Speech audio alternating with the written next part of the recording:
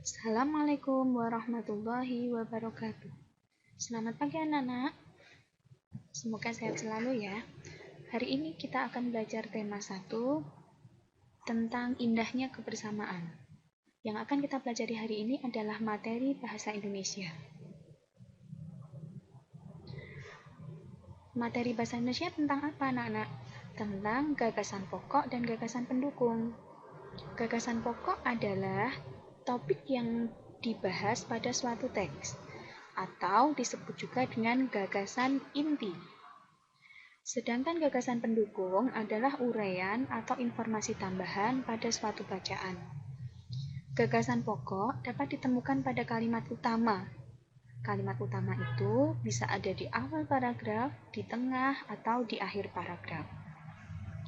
Sedangkan gagasan pendukung dapat kita temukan pada kalimat pendukung atau kalimat tambahan. Bagaimana cara menentukan gagasan pokok dan gagasan pendukung? 1.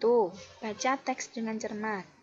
2. Cermati kalimat pertama hingga kalimat terakhir pada setiap paragrafnya. 3. Temukan kalimat utama dan kalimat penjelasnya dalam suatu paragraf. Contohnya, batik. Batik merupakan kain tradisional Indonesia. Batik dihasilkan dengan cara dilukis atau dicetak menggunakan malam atau lilin yang dipanaskan. Kain batik berasal dari Pulau Jawa. Seiring berkembangnya waktu, batik tidak hanya ada di Pulau Jawa.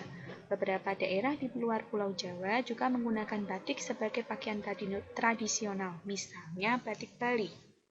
Nah, kita lihat kalimat utamanya yang mana? Kalimat utamanya adalah batik merupakan kain tradisional Indonesia. Maka, gagasan pokoknya dapat kita peroleh dari kalimat utama tersebut, yaitu batik merupakan kain asli Indonesia.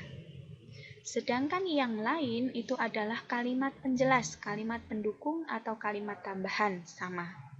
Maka, gagasan pendukungnya adalah 1. Cara membuat kain batik berdasarkan kalimat pendukung yang nomor 1. 2. Tempat asal kain batik diperoleh dari kalimat pendukung yang nomor 2.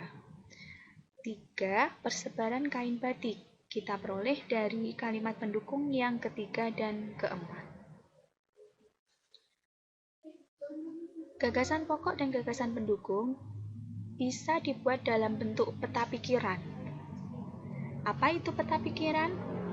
Peta pikiran adalah cara menuangkan informasi yang diperoleh ke dalam bentuk diagram. Contohnya, Reog Ponorogo. Reog Ponorogo merupakan kebudayaan yang berasal dari Jawa Timur. Pertunjukan reog ditampilkan dalam bentuk topeng berkepala singa yang dikenal sebagai Singa Barong. Reog Ponorogo menceritakan tentang Raja Ponorogo yang berniat melamar Putri Kediri. Maka kalimat utamanya adalah Reog Ponorogo merupakan kebudayaan yang berasal dari Jawa Timur. Maka dapat kita peroleh gagasan pokoknya, yaitu Reog Ponorogo berasal dari Jawa Timur. Sedangkan kalimat yang lain itu adalah kalimat pendukung. Maka kita peroleh gagasan pendukungnya. Yang pertama adalah Singa Barong. Yang kedua adalah isi cerita dari Reog Ponorogo. Apa isinya? Menceritakan tentang Raja Ponorogo yang berniat melamar Putri Kediri. Menentukan gagasan pokok dan gagasan pendukung dengan membaca dalam hati. Apa itu membaca dalam hati? Membaca dalam hati adalah kegiatan membaca tanpa mengeluarkan suara. Tapi kita bacanya dengan seksama sehingga kita dapat mengerti isi teks yang dibaca tersebut. Nah, gagasan pokok dan gagasan pendukung selain dituangkan dalam bentuk peta pikiran, bisa dituangkan dalam bentuk diagram. Bagaimana bentuk diagram? Nah, contohnya ini. Caranya 1. Menentukan gagasan pokok dan gagasan pendukung dalam bentuk diagram. 1. Membaca paragraf dengan seksama. 2. Cermati semua kalimatnya. 3. Tentukan gagasan pokok dan gagasan pendukungnya. Nah, maksudnya ini. Contohnya dalam bentuk diagram adalah seperti ini.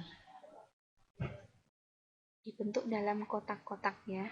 Kemudian diberi garis. Kita cari gagasan pokoknya, kita letakkan di tengah. Kemudian cari gagasan pendukung yang berasal dari kalimat pendukung nomor 1, gagasan pendukung nomor 2, gagasan pendukung nomor 3. Kita letakkan di dalam kotak, kemudian kita beri panah-panah. Itu adalah dalam bentuk diagram. Gagasan pokok dan gagasan pendukung juga bisa dituangkan dalam bentuk tabel. Nah, tujuannya adalah mempermudah memahami suatu teks. Contohnya ini, gelar budaya di sekolah. Kemudian kita cari kalimat utamanya. Nah, dalam bentuk tabel adalah seperti ini. Di sini adalah paragraf ke-1, paragraf kedua, kemudian ini adalah gagasan pokok, gagasan pokok paragraf 1, gagasan pokok paragraf 2, gagasan pendukung paragraf 1, gagasan pendukung paragraf 2. Nah, membuat ringkasan teks dengan peta pikiran juga bisa.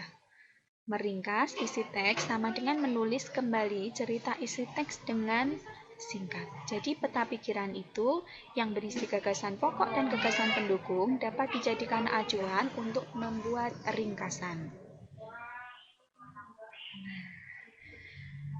Kalau dalam bentuk lisan bagaimana? Bisa. Yang kita lakukan adalah menyimak. Menyimak itu mendengarkan dengan seksama hal yang dibacakan atau dibicarakan. Membuat ringkasan dari teks lisan adalah penyajian dari sebuah teks dengan mempertahankan urutan isi teks. Jadi urutannya harus tepat ya, harus urut. Ringkasan dapat ditulis berdasarkan peta pikiran yang berisi gagasan pokok dan gagasan pendukung. Jadi dari teks lisan itu teks yang tidak ada tulisan. Jadi kita dengarkan. Contohnya teks yang disampaikan dari media radio. Maka tidak ada bacaannya, kita harus mendengarkan. Itu namanya teks lisan. Nah, kita ulangi ya anak-anak. Jadi, gagasan pokok itu disebut juga gagasan inti. Dapat diperoleh dari kalimat utama. Kalimat utama bisa terletak di awal paragraf, di tengah, atau di akhir paragraf. Sedangkan gagasan pendukung itu dapat diperoleh dari kalimat pendukung atau kalimat tambahan. Gagasan pokok dan gagasan pendukung dari suatu teks itu bisa dibuat atau bisa dituangkan dalam bentuk 1.